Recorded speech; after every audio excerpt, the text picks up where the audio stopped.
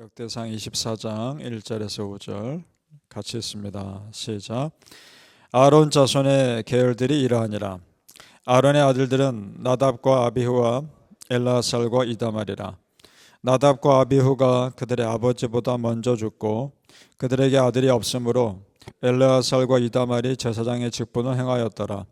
다윗이 엘라살의 자손 사독과 이다말의 자손 아히멜렉과 더불어 그들을 나누어 각각 그 섬기는 직무를 맡겼는데 엘라살의 자손 중에 우두머리가 이다말의 자손보다 많으므로 나눈 것이 이러하니 엘라살 자손의 우두머리가 16명이요 이다말 자손은 그 조상들의 가문을 따라 8명이라. 이에 제비 뽑아 피차에 차등이 없이 나누었으니 이는 성전의 일을 다스리는 자와 하나님의 일을 다스리는 자가 엘라살의 자손 중에도 있고 이다말의 자손 중에도 있습니다. 아멘. 오늘 새벽에 예배하신 하나님의 은혜가 우리 성도님들께 함께 하시기를 예수님 이름으로 축복합니다. 아멘. 우리가 어제 말씀에는 다윗이 레위인들의 사역을 조정하는 것을 보았죠. 오늘은 그 레위인 중에서도 제사장들의 일을 조정하는 내용이 나옵니다. 자, 다른 레위인들이 성전 전체, 그러니까 성막 전체를 관리하는 일에, 운영하는 일에 필요한 사람들이었다면 제사장들은 말 그대로 제사에만 집중하는 사람들입니다. 그래서 숫자는 작지만 더 조심스럽게 세워야 하는 사람들인 거죠. 제사장은 레위인들 중에서도 아론과 그 자손들만이 할 수 있었습니다. 이거는 바꿀 수 없는 일입니다. 그런데 오늘 말씀에 보니까 아론의 아들이 4명이 있는데 그 중에 2명이 문제가 많았던 것으로 보입니다. 그들에 대한 내용은 레위기에 나오는데 우선 2절을 다시 보시기 바랍니다. 2절을 제가 읽겠습니다. 나답과 아비후가 그들의 아버지보다 먼저 죽고 그들에게 아들이 없으므로 엘라살과 이다말이 제사장의 직분을 행하였더라. 자, 2명의 나답과 아비후가 없으니까 나머지 2 아들들이 아버지 아론을 도와서 제사장의 직분을 감당했다라고 되어 있습니다. 자, 나답과 아비후가 왜 그러면 아론보다 먼저 죽었을까? 그 내용이 레위기 10장에 나옵니다. 그들이요, 하나님이 명령하지 않은 다른 불을 가지고 성소에 들어갑니다. 그것이 큰 문제였던 겁니다. 그걸 제가 이제 말씀드리려고 하는데, 그때 하나님이 진노하셔서 하나님이 그들에게 불을 내려 그들을 사르시는 일이 있었습니다. 끔찍한 일이 일어났었죠. 어떻게 이런 일이 일어났는가를 알기 위해서는 성막 제사 제도를 우리가 알 필요가 있습니다.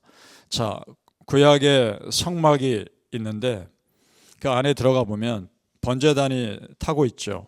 그런 넓은 뜰이 있습니다. 그 번제단에 불이 계속 타고 있습니다. 그리고 성막 안에도 성소가 또 구별되어 있습니다.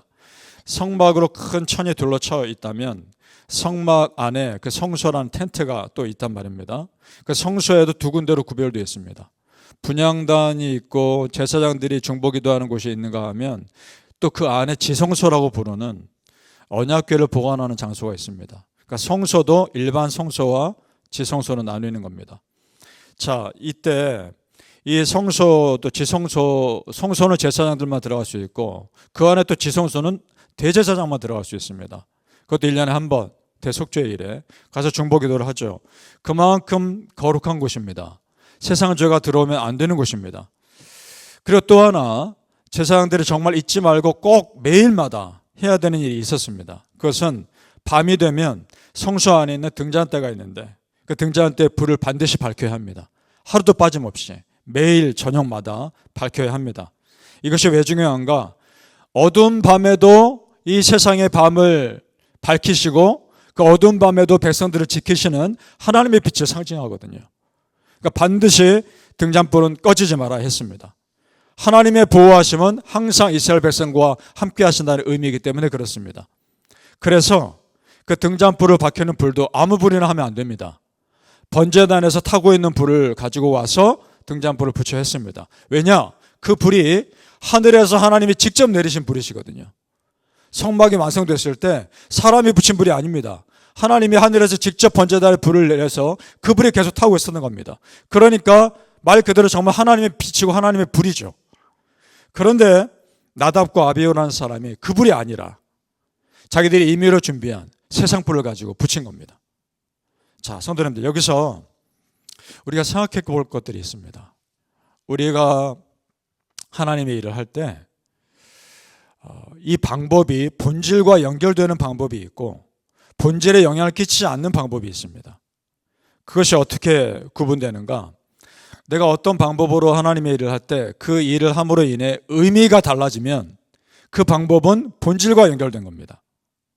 반대로 내가 어떤 방법을 사용해도 의미는 달라지지 않으면 어떤 방법이든지 사용할 수 있습니다. 자, 예를 들어보죠. 예수님이 안식일에 병자들을 고칩니다. 그걸 가지고 바리새인들이 그렇게 공격합니다. 성전에 성경 말씀에 안식일에 아무것도 하지 말고 하나님 제사하는 일에만 집중하라고 하지 않았느냐라고 예수님을 공격합니다. 그럴듯한 말처럼 들린단 말입니다. 그걸 예수님 모를 리가 없을 텐데 이런 겁니다. 안식일에 병자를 고친다는 것으로 인해 하나님께 제사 드리는 것에 방해되지 않는다면 얼마든지 고칠 수 있단 말입니다. 여러분, 예배의 본질이 뭡니까? 하나님을 높이고 그로 인해 우리가 치유받고 회복되는 거 아닙니까? 그러면 안식일에 병자를 고치는 것은 오히려 그 예배의 본질을 실천하는 거죠. 그래서 예수님은 그런 일을 하셨던 겁니다. 항상 본질을 예수님 생각하셨습니다. 자, 그렇다면 지금 나답과 아비후는 어떤 겁니까? 세상의 다른 불을 가지고 성소의 불을 붙임으로 인해 성소의 그 등불이 가지고 있는 의미가 바뀐 거 아닙니까? 본질이 바뀐 거란 말입니다. 그래서 하나님이 진노하신 겁니다. 우리 전에 언약궤를 다윗이 옮길 때 문제가 생긴 것 우리 다 알죠. 언약궤를 어깨에 메고 옮기지 않고 수레에 옮김으로 인해 의미가 바뀐 거 아닙니까? 언약궤를 메고 가는 거룩한 의미가 바뀌어버린 겁니다. 그래서 하나님이 진노하신 거죠. 같은 맥락입니다. 자, 이거 보면서 우리가 참 깨어 있어야 되겠다, 이런 말씀을 생각하게 됩니다.